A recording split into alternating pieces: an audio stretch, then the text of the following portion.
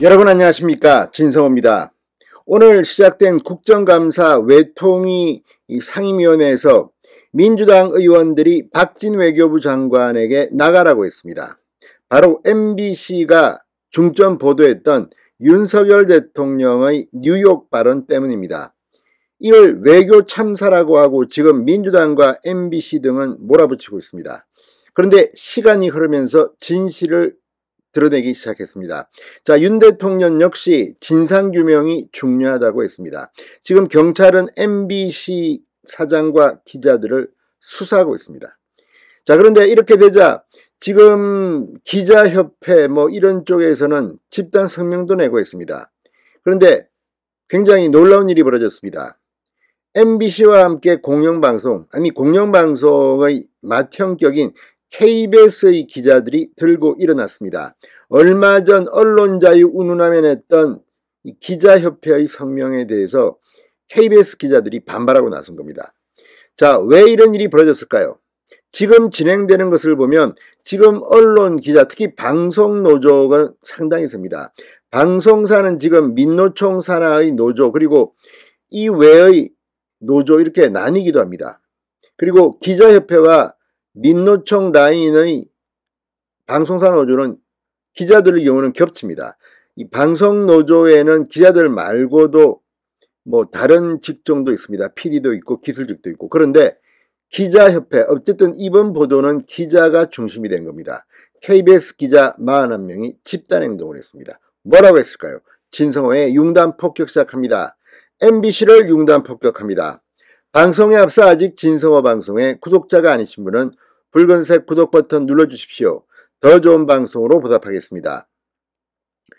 자, 최근 5개 방송사 KBS, YTN, SBS, OBS, JTBC, 그러니까 MBC가 아닌 5개 방송사의 기자협회가 언론자유에 대한 위협이다, 이렇게 반발하고 나서자 KBS 기자 41명이 실명, 기명 성명서를 발표했습니다.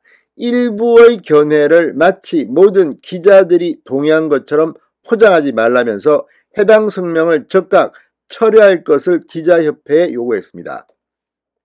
KBS 기자 41명은 4일 발표한 이 성명서에서 기자협회의 갑질, 권력질을 더 이상 묵과할 수 없다고 말했습니다. 자, 이 성명서 이럴 거라 생각했지만 설마 진짜 할 줄은 몰랐다. 취재윤리의 ABC도 지키지 않은 정파적 편견에 사로잡힌 부역 저널리즘의 끝판왕이자 비루한 저널리즘의 상징인 MBC의 대통령 발언 왜곡 보도에 대해 KBS 기자협회가 동조 성명을 냈다고 비판했습니다.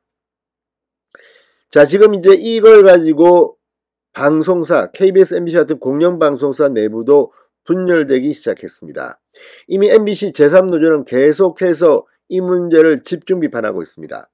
자, 지난달 30일 대통령실의 대응을 언론사에 대한 공격으로 간주한 공동성명에 KBS 기자협회가 참여한 것을 문제 삼은 이들 기자들은 성명의 게시 전부터 KBS 기자협회가 MBC의 천박한 정파 부역 저널리즘에 동조하면 안 된다는 여론이 비등했었다. 운영위원회가 11대 8로 의견이 갈렸다는 점, KBS 기자협회에 대해 회원들 개개인이 노골적인 반대 의견을 잘 내지 않았던 과거의 문화 등을 감안하면 이 사안은 회원들 간에 너무나 팽팽하게 견해가 대립하는 이슈였다고 짚었습니다. 그러니까 이 문제에 대해서는 KBS 계열 중에서 상당수가 MBC의 행동에 비판적 견해를 가졌다는 것을 의미합니다. 무엇보다 공영방송이라는 점에서 논란이 되는 사안에서는 양측의 입장을 보도하고, 특히 이렇게 국익 또는 한미동맹과 관련된 것을 이렇게 MBC가 단정적으로 보도한 것은 공영방송의 취재 준칙에 어긋난다는 게 제 생각입니다. 그러면서 이렇게 급하게 MBC가 국장이 직접 총대를 메고 유튜브를 제작하고 했다, 이런 의혹이 제기되고 있는 것을 보면 MBC는 그야말로 공영방송사가 아니라 거의 문재인 정권 시절의 권력 하수인이 아니냐는 비판이 나올 수밖에 없습니다. 윤석열 공격이 그들의 목표입니까? 뭡니까? 자, 이들 KBS 기자들은 KBS 기자협회는 일방적으로 한 가지의 견해만을 옹호하면서 성명 발표를 강행했다. 분개한 KBS 기자들은 KBS 기자협회의 성명에 동의하지 않는 협회원들의 목소리는 다수결이라는 폭력을 통해 가볍게 무찌됐다고 비판했습니다. 정치적이지 않은 사안에 대해 큰 이견이 존재하지 않는 경우 KBS 기자협회가 하나의 목소리를 낼 수 있지만 이번 MBC의 너절리즘 사태처럼 견해가 팽팽히 맞서고 대립의 정도가 큰 사안에 대해서 기자협회는 중립을 지키는 방법을 선택해야 한다. 왜 꼭 한쪽 편을 들어야 하나? 이는 다른 생각을 가진 기자들의 생각은 무시해도 좋다고 생각하는 권력질이자 정치 권력자들의 부당한 행태와 다를 것이 없다. 스탈린과 모택동 그리고 김일성의 민주 집중제와 다른 것이 무엇이냐고 물었습니다. 자, 지금 KBS 역시 문재인 정권 때 임명된 사장입니다. MBC도 그렇습니다. 빨리 방송개혁을 해야 하는데 지금 KBS, MBC의 계획이 시급하다는 생각이 듭니다. 자, 이들은 KBS 기자협회의 동조 성명은 언론을 어떤 성역으로 여기는 전형적인 특권의식도 드러낸다. 아무 힘없는 국민 개개인부터 대통령까지 언론의 취재 대상은 누구나 언론에 대해 항의할 수 있고 필요하면 법적 조치도 할 수 있다고 강조했습니다. 언론은 자신의 보도에 대한 비판과 문제 제기에 항상 겸허하고 당당하게 대응해야 한다. 언론이라는 말을 성역화해 자신들의 정치적 탈선과 부역질을 막아주는 방패로 사용해서는 안 된다. 이번 성명을 주도한 KBS 기자협회장은 마치 언론의 자유와 독립을 지키는 척하지만 그야말로 언론의 자유와 독립을 가장 크게 훼손한 자 가운데 한 명이라고 비판했습니다.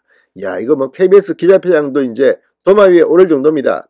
아무튼 정말 창피한 현실입니다. 여기 나온 것처럼 이 정치적 탈선과 부역질을 한다.